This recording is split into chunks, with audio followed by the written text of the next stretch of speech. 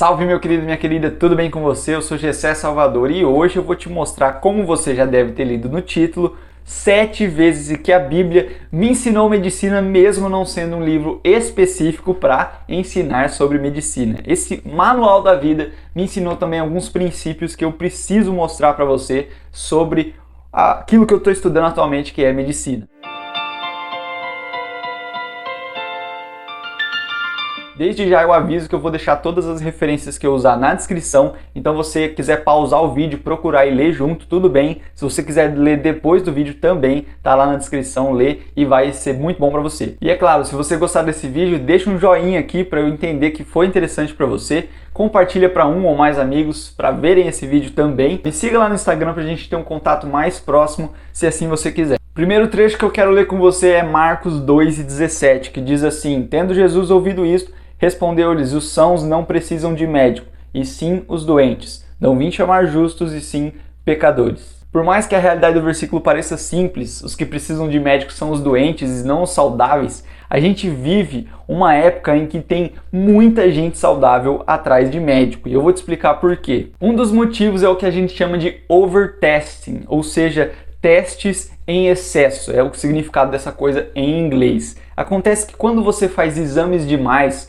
a chance de você achar alguma coisa alterada, mesmo que isso não tenha significado clínico, que a gente fala, não tenha uma repercussão na vida da pessoa diretamente, não tem relação com sintoma, com sinal nenhum no corpo dela, isso leva a pessoa a procurar um médico para ver o que está errado. Aí é que tá, se você pegar uma pessoa totalmente saudável e fizer um monte de teste nela, a chance de você encontrar alguma coisa alterada é muito grande, mesmo que ela não tenha nada de ruim, não tenha nenhuma doença no corpo dela. E tem uma palavra para isso que é sensibilidade. Quanto mais sensível um teste for, mais a chance dele achar alguma alteração. Pensa nos exames de imagem, por exemplo, tomografia, ressonância. Esses testes encontram coisas milimétricas que estão diferentes no seu corpo e isso não significa que você tem uma doença, porque tem uma alteração ali. Grava isso, nem todo achado de exame é uma doença. E o que acontece é que, infelizmente, esses pequenos achados levam as pessoas saudáveis a irem até os médicos, gastarem mais dinheiro com o exame, gastarem mais tempo com o exame, se estressarem mais e lá no fim das contas não ter um benefício real para aquela pessoa.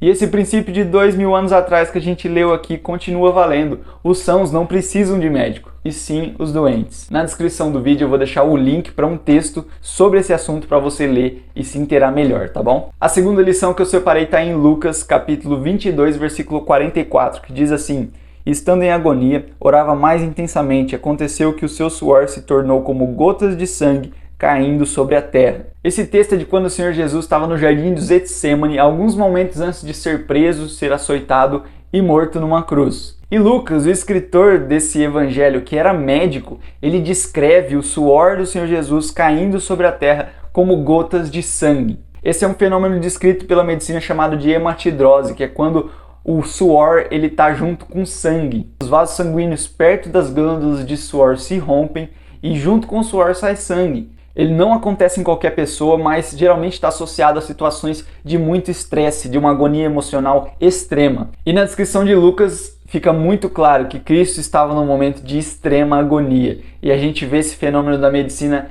hematidrose acontecendo. Legal, né? Lição de número 3, Deuteronômio 23, 12 e 13 diz assim: Também haverá um lugar fora do acampamento para onde irás. Dentre as tuas armas terás um porrete, e quando abaixares fora, cavarás com ele, e envolvendo-te cobrirás o que defecaste. A gente tem aqui uma lição de medicina preventiva passada há milhares de anos atrás. Hoje todo mundo sabe que as fezes podem transmitir doenças. Mesmo assim, tem países, tem cidades, tem lugares no mundo em que as pessoas ainda fazem as fezes em lugar aberto, perto de onde tem contato com outras pessoas. E isso, infelizmente, é um problema de saneamento ainda muito comum. Mas há milhares de anos atrás, essa lição foi passada para os israelitas. Depois que você fizer as suas necessidades, cobre isso e joga a terra por cima, cobre com terra. Existem outros trechos que falam também sobre lavar as mãos em água corrente, sobre os cuidados que você tem que ter com os alimentos, mas eu separei esse texto porque esse problema com as fezes é algo que a gente tem muito ainda no mundo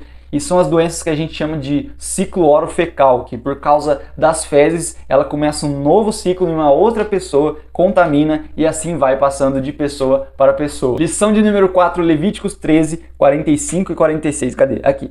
As vestes do leproso em quem está a praga serão rasgadas e os seus cabelos serão desgrenhados. Cobrirá o bigode e clamará: imundo, imundo. Será imundo durante os dias em que a praga estiver nele. É imundo, habitará só, e a sua habitação será fora do arraial. Se você acha que quarentena é coisa dos dias de hoje, você está enganado. Você vê nesse texto que aqueles que estavam doentes tinham indicação de ficar afastados dos outros, fora do arraial. Além disso, quando eles passavam perto dos outros, eles tinham que gritar: imundo, imundo, para as outras pessoas ficarem sabendo que ele era um risco para elas naquele momento. Eles precisavam ficar afastados e assim avisavam os outros para proteção também. Além disso, a gente vê que as roupas tinham que ser descartadas porque elas estavam contaminadas. E essa é mais uma lição de medicina. Aquele paciente que estava doente, ele era colocado em quarentena. Lição de número 5, Mateus 8, de 1 a 3. Ora, descendo ele do monte, grandes multidões o seguiram. E eis que um leproso, tendo se aproximado, adorou, dizendo: Senhor, se quiseres, pode purificar-me. E Jesus, estendendo a mão, tocou-lhe, dizendo: Quero, fica limpo. E imediatamente ele ficou limpo da sua lepra. Sabe uma coisa que me chama a atenção nesse texto e em outros sobre curas na Bíblia também? É que nem sempre o Senhor Jesus tocou nas pessoas. Às vezes ele fazia curas à distância. A gente tem descrição de mais de uma vez em que ele curou as pessoas sem precisar colocar a mão. Mas por que ele tocou nessa pessoa para curá-la? Se tem uma coisa que esse texto me ensina é que o toque humano tem um significado importante de cuidado. Você já foi um médico e ele nem relou em você? Muito provavelmente você não saiu satisfeito porque não se sentiu cuidado por aquela pessoa. O toque humano tem um significado muito importante dentro da medicina e basta você abrir os livros de semiologia para perceber isso. E Jesus Cristo sabia disso e ele fazia de propósito quando via que a pessoa precisava desse sinal de cuidado, de carinho. Se você quer ir além sobre esse assunto do toque, eu vou deixar aqui no card um vídeo que fala exatamente sobre o toque do médico. Assiste lá, vale a pena. A lição de número 6 está em Provérbios 18 e 14. O espírito firme sustém o homem na sua doença, mas o espírito abatido, quem o pode suportar? Esse versículo diz uma coisa que a gente consegue ver muito bem na prática. O estado de espírito que aquela pessoa tem no momento da doença faz toda a diferença. Quando o estado de espírito, na hora de enfrentar uma doença, ele é positivo, as coisas tendem a ir melhor sempre. Às vezes é difícil entender que faz parte da vida ficar doente. E hoje a gente sabe que ter saúde e não ter doença não é a mesma coisa. Existem pessoas que convivem com doenças e são mais saudáveis, têm mais qualidade de vida do que uma pessoa que não tem nenhuma doença descrita na sua vida. Sétima e última lição, Mateus 9, de 2 a 8. E eis que lhe trouxeram um paralítico deitado num leito. Vendo-lhes a fé, Jesus disse ao paralítico: Tem bom ânimo, filho, estão perdoados os teus pecados. Mas alguns escribas diziam consigo: Este blasfema. Jesus, porém, conhecendo-lhes os pensamentos, disse: Por que cogitais o mal no vosso coração? Pois qual é mais fácil dizer: Estão perdoados os teus pecados, ou dizer: Levanta-te e anda? Ora, para que saibais que o Filho do Homem tem sobre a terra autoridade para perdoar pecados. Diz então ao paralítico: Levanta-te, toma o teu leito e vai para casa. E levantando-se partiu para casa, e vendo isto, as multidões, possuídas de temor, glorificaram a Deus, que dera tal autoridade aos homens. O que eu aprendo sobre medicina nesse texto, na verdade, é uma das mensagens centrais da Bíblia e da medicina. A cura física não é a mais importante. Levaram aquele homem paralítico até Cristo justamente porque sabiam que ele era capaz de curá-lo fisicamente. Mas quando o Senhor Jesus olhou para ele, viu uma necessidade maior do que a cura física e foi o que ele deu prioridade. Foi o que ele fez primeiro. Ele perdoou os pecados daquele homem.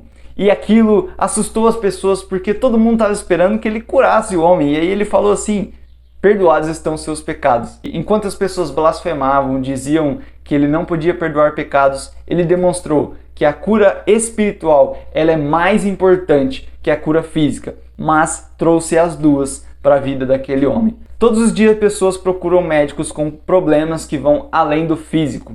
E muitas vezes os médicos negligenciam isso, tratando apenas a doença e não a pessoa que tem a doença. Aquele homem tinha a doença mais debilitante de todas, que é o pecado. A doença que só o médico dos médicos, Jesus Cristo, pode curar. E naquele dia esse homem encontrou tanto a cura espiritual quanto a física, e louvado seja Deus por isso. Se você ainda não foi curado espiritualmente, hoje é o dia de você conhecer a medicina de Deus, o Senhor Jesus Cristo. Entregue sua vida para Ele e veja como a cura espiritual é a mais importante de todas. Espero que você tenha gostado desse vídeo. Se ficou alguma dúvida, deixe aqui nos comentários ou me chama lá no Instagram que eu te respondo também. Deixe um gostei nesse vídeo, por favor, e fica com Deus. Até a próxima.